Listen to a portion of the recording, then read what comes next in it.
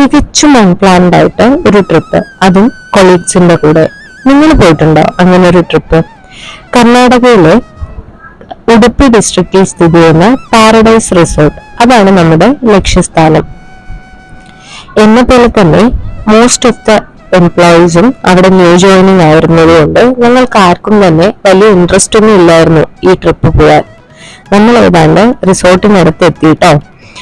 റിസോർട്ടിലേക്ക് പോകുമ്പോഴുള്ള ഈ കായലിന്റെ വ്യൂവും അവിടെയുള്ള കുറച്ച് ബോട്ടിംഗ് പോലെയുള്ള ആക്ടിവിറ്റീസും എല്ലാം തന്നെ ഒരു പ്ലസന്റ് ഫീലിംഗ് ആയിരുന്നു തന്നിരുന്നത്. റിസോർട്ടിൽ എൻ്റർ ചെയ്ത് കഴിഞ്ഞപ്പോഴും എങ്ങനെ ഈ ട്രിപ്പ് മാക്സിമം എൻജോയ് ചെയ്യാം എന്നുള്ളതിനെ പറ്റി ഞങ്ങൾക്കാർക്കും ഒരു ധാരണയും ഉണ്ടായിരുന്നില്ലെന്നുള്ളതാണ് ഒരു സത്യം. പിന്നെ വന്നതല്ലേ എന്ന് കരുതി റിസോർട്ടിന്റെ ഓരോ ഭാഗങ്ങളായിട്ട് എക്സ്പ്ലോർ ചെയ്യാൻ തുടങ്ങി. അവിടെ ചുമ്മാ നിർത്തിയിട്ടിരുന്ന ഒരു ഹൗസ് ബോട്ടിൽ കയറി കുറച്ച് ഷോ ഓഫ് ഒക്കെ കാണിച്ച് ഫോട്ടോസും വീഡിയോസും ഒക്കെ എടുത്തു. പക്ഷെ ഇനി വരുന്ന സമയത്ത് ഈ ഹൗസ് ബോട്ട് ജേണി എന്തായാലും മിസ് ചെയ്യരുതെന്ന തരത്തിലുള്ള ഒരു ഡെക്കോർ ആയിരുന്നു അതിന്റെ അകത്തുണ്ടായിരുന്നത്. ആൻഡ് അതിനകത്ത് നിന്നുള്ള വ്യൂവും നല്ല കിടിലൻ വ്യൂ ആയിരുന്നു. പിന്നീട് മറ്റോരോരോ സ്ഥലങ്ങളായി ഞങ്ങൾ എക്സ്പ്ലോർ ചെയ്യാൻ തുടങ്ങി. മാക്സിമം നാച്ചുറൽ ബ്യൂട്ടി മെയിൻറ്റെയിൻ ചെയ്തുകൊണ്ട് നിർമ്മിച്ചിട്ടുള്ള ഒരു റിസോർട്ടായിരുന്നു കേട്ടോ അത്. ആൻഡ് ഇതിന്റെ ഏറ്റവും ഹൈലൈറ്റ് എന്ന് പറയുന്നത് ആ കായലിനോട് ചേർന്ന് തന്നെ അവര് മെയിൻറ്റെയിൻ ചെയ്തിട്ടുള്ള ഒരു പൂളായിരുന്നു.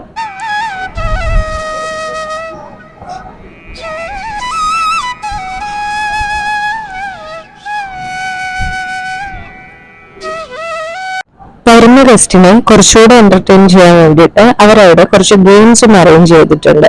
ടേബിൾ ടെന്നീസ്, ക്യാരം, സ്നൂക്കേഴ്സ് പോലെ ഒട്ടനവധി ഗെയിംസ് അവിടെ അറേഞ്ച് ചെയ്തിട്ടുണ്ട്.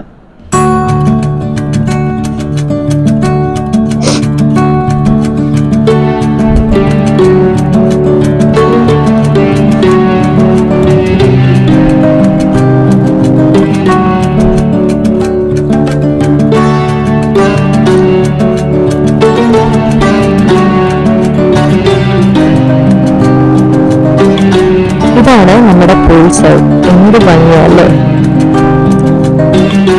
ഈ പൂളിൽ ഒറ്റയ്ക്ക് വൈബടിക്കുന്ന ഇദ്ദേഹമായിരുന്നു ഞങ്ങളുടെ പിക്നിക്കിന്റെ ഏറ്റവും വലിയ ഹൈലൈറ്റ്.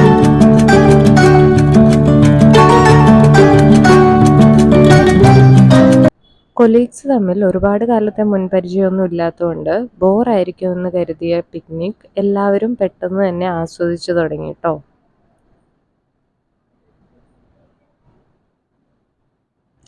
ഫുഡായിരുന്നു ഈ റിസോർട്ടിൽ എനിക്ക് ഏറ്റവും ഇഷ്ടപ്പെട്ടത്. അത് കഴിഞ്ഞൊരു ബോട്ടിംഗ് ഒക്കെ കഴിഞ്ഞ് വൈകുന്നേരം ഒരു ടീയും കൂടെ കുടിച്ച് ഞങ്ങൾ അവിടുന്ന് ടാറ്റ ബൈ ബൈ പറഞ്ഞു.